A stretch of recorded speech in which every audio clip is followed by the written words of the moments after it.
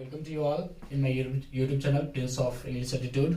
आज आप लोगों के सामने हम लेकर के आए हुए हैं CBSE class 9th English subject से बिहाइव बुक से चैप्टर 10 का जो पोएम है वो है आपका S number did my spirit seal. एक छोटा सा पोएम है जिस पोएम के राइटर हैं पोएट हैं विलियम वर्ड्सवर्थ। अब विलियम वर्ड्सवर्थ के बारे में बता देना चाहूंगा। विलियम वर्ड्सवर्थ इंग्लिश पोएट और एक अच्छे इंग्लिश पोएट थे और हैं भी, और इनके द्वारा बहुत सारे पोएम लिखा गया है जिसमें ये अपनी स्ट्रेंजर्स को बताए हुए हैं, अपनी इमोशंस को बताए हुए हैं। और जैसा कि आप जानते हैं कि आपके dear and near Anmol sir ये बताए थे कि जो भी पोएट्री सेक्टर जो होता है, कलेक्शन ऑफ पोएम्स जो होती है, तो उस पोएम में जो भी पोएट होते हैं वो ये बताने की कोशिश करते हैं अपनी फीलिंग्स को, अपनी इमोशंस को और अपनी थॉट्स, अपनी एक्सपीरियंस और इमेजिनेशन को बताने की कोशिश करते हैं।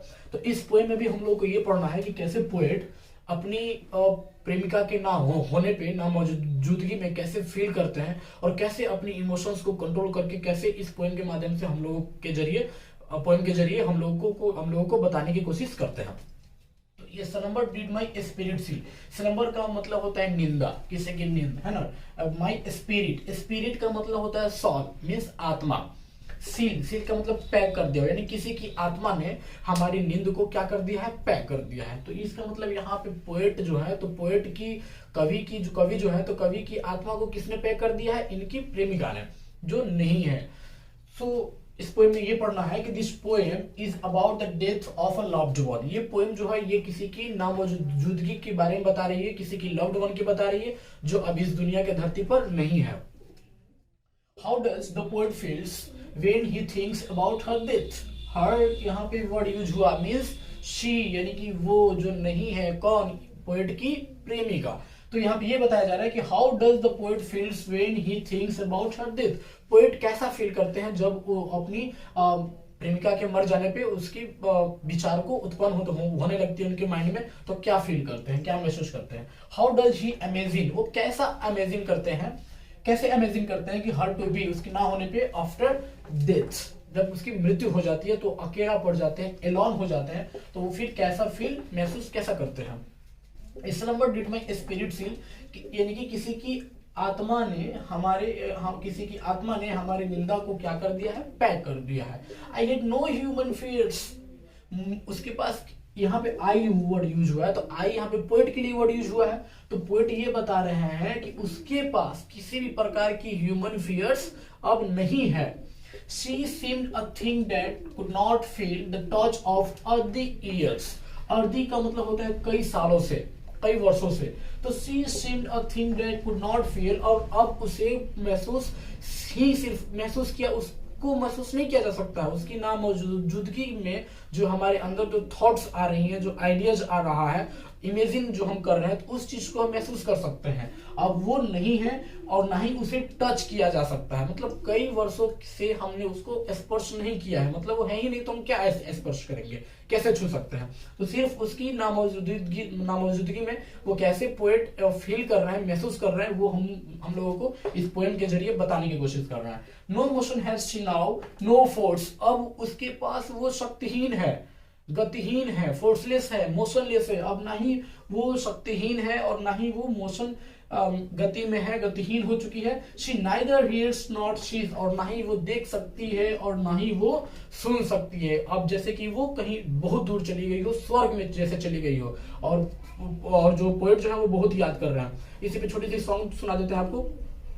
पोएट कैसे बताने की कोशिश करते हैं कि तू नहीं है, तेरी यादें हमें तड़पाती है, याद याद याद बस याद रह जाती है। Okay, no need to distract our mind. तो पोएट ये अपनी इमोशंस को बताने की कोशिश कर रहे हैं, तो हम लोग को ध्यान इस पे देना है कि roll round in earth's diurnal course. Diurnals का मतलब होता है डेली, प्रत्येक दिन, है ना। तो roll round in earth's diurnal course with rocks and stones and trees, जैसे कि पृथ्वी जो है वो सभी चट्टानों, रॉक सभी चट्टानों के साथ, अपनी सभी पत्थरों के साथ, सभी पेड़ पौधों के साथ कैसे घूमती रहती है, वैसे ही हमारी जो लव्ड वन जो है, हमारी जो प्रेमिका जो है, पोएट बता रहे हैं, हमारी जो प्रेमिका जो है वो ही इस धरती के साथ भी क्या कर रही है, घूम रही है। अब वो शाश्वत हो चुकी है, नहीं उसे देखा जा सकता है, नहीं सुना जा सकता है, सिर्फ हम उसकी यादों को महसूस कर सकते हैं। तो यहाँ पे आपकी पोएम हो जाती है कंप्लीट। तो इस पोएम में राइमिंग स्कीम्स होती है, तो राइम स्कीम में आपको बता देता हूँ राइम स्कीम क्या है।